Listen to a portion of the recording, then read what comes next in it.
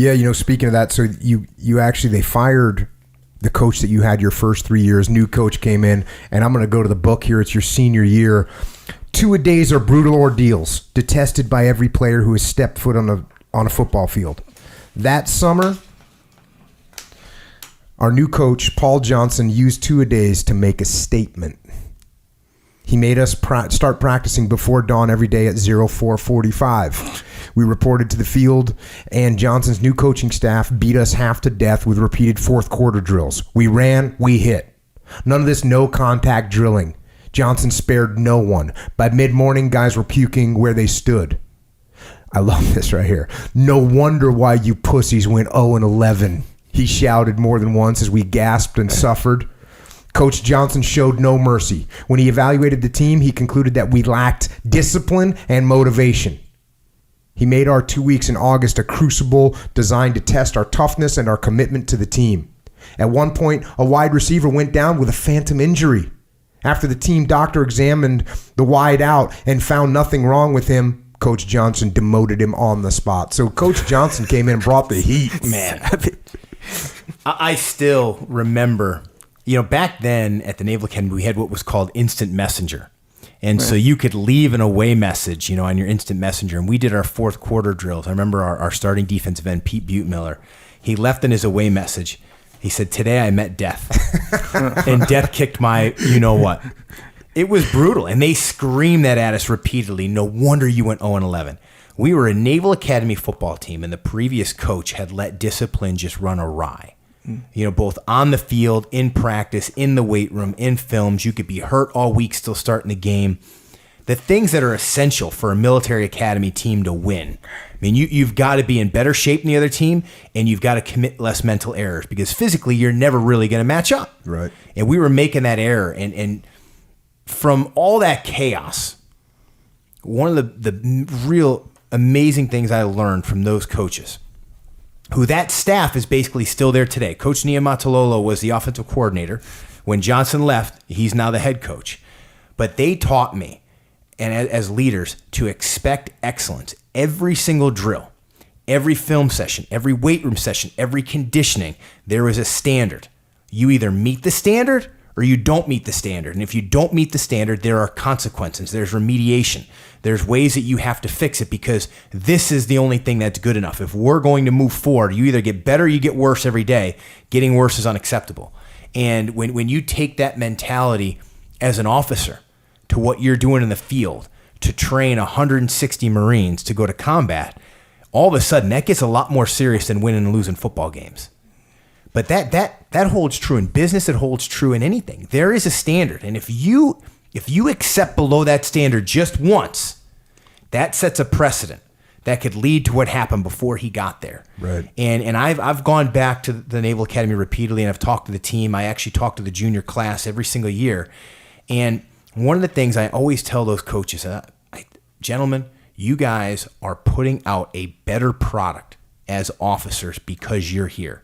Your job is to put forth a great football team, but I promise you, and the staff at the Naval Academy, the officers, they see it too. They are making better leaders because of what they're doing on the football field. Before they got there, that wasn't happening. Right. What was happening on the football field was making us worse officers. And so I still hold true. He now coaches, Paul Johnson coaches at Georgia Tech now. He brought me down to speak to the team a couple of years ago, and we had some great conversations. But he's still that same guy. Still thinks he can beat me up. Coach, I get it, and I'm not asking you in front of your teammates. You always say you can whoop me. You have to realize now there's not a chance. But he is this.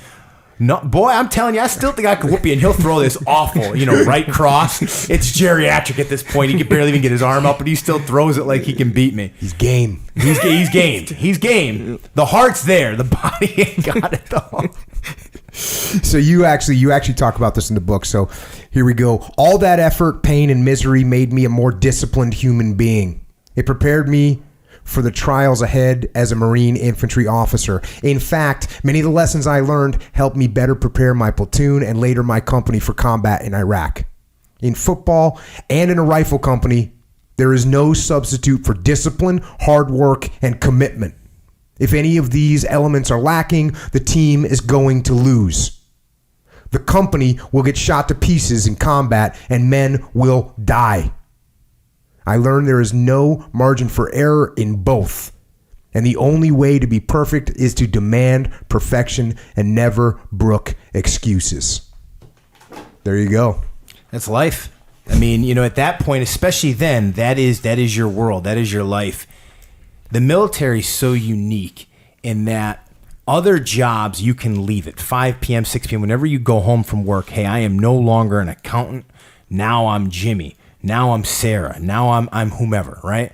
But in the military, if you're bad at your job, you're a bad person. I mean, that's kind of how you're looked at almost. You know, if you're, you're 100% it's true. right. It's true. You know, if you're an infantry officer and you're not good, if this isn't everything you eat, sleep, and breathe, you're weak. I mean, that's just the kind of environment we have. And I always tell this story when people look at me like I'm crazy. I tell them this story. I had a Marine named James Brown, no affiliation with the famous person. And James was a great Marine. He was a tough kid. And he was in a machine gun post watching over a main avenue of approach. And his job was to make sure that it stayed clear. He had the best optics, keep it clear of IEDs, make sure nobody plants an IED there. And everything was bulletproof around him except for the one slit where the 240 Gulf went through. And it was hot, 125 degrees. And people always ask me, why are the Marines so extreme? When you make statements like that, discipline, commitment, they're everything. Everything has to be perfect. I tell them this story. It got hot. James leaned against the rifle to get a little breeze through that slit. And in that moment got shot in the head by a sniper and died. I mean, it was an amazing shot. When we went up there and looked at where, I mean, in Iraq, they had some very, very good snipers, as we know. Yeah. Right? But in that one split moment, I lost that Marine. And everything we do, everything you do to perfection, that's why. You demand perfection in everything you do because you are so afraid that they're not going to come home alive. And I had to tell my Marines this one time, they were lacking in some of their standards. This is in Iraq. I made them stand uniform inspections. Imagine their attitude as I made them stand 3 uniform inspections a day. And they were so mad. But in leadership, you can't do something like that without telling them the why. They're not going to buy it. They're just going to hate you now.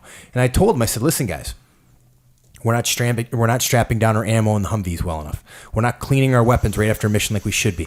Not wearing our uniforms when we get back to camp because you think you're so cool because you've been in a bunch of firefights. If we don't do the little things right, it's going to affect the big things. And ultimately what's going to happen is we are going to die. We're going to lose, or the people we're here to protect are going to die. Therefore, I'm going to do these uniform inspections until all of these things are fixed permanently.